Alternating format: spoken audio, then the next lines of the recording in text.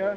It's going all right, the rehearsal, but I think we'll start at the beginning again, and this time watch in the start of the second verse, the basses and the tenors keep the rhythm going, and the sopranos and the altos watch your rests.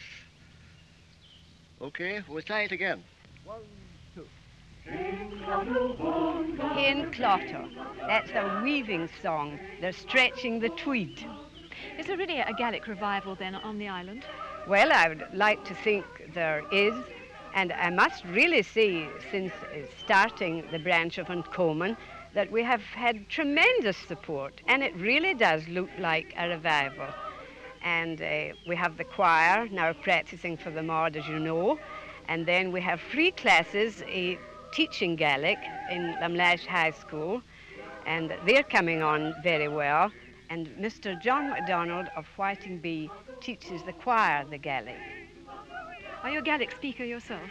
Well, I'm learning, and I'm coming on, I think, quite well. I'm really better at the singing of the Gaelic than at the speaking.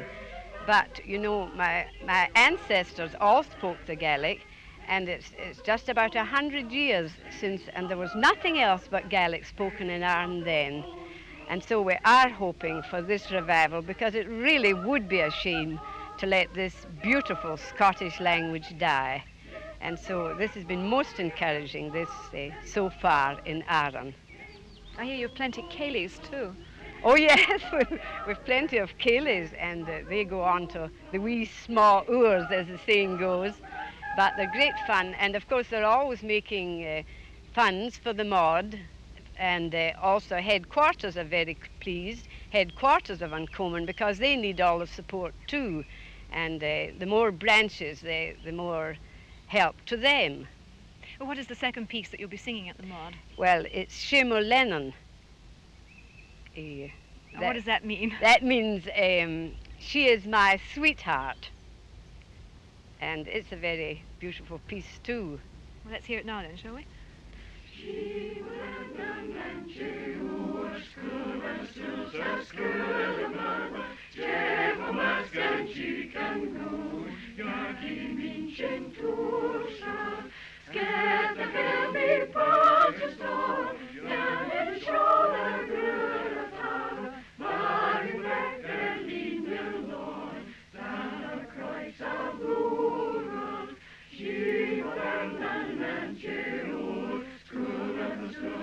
Skru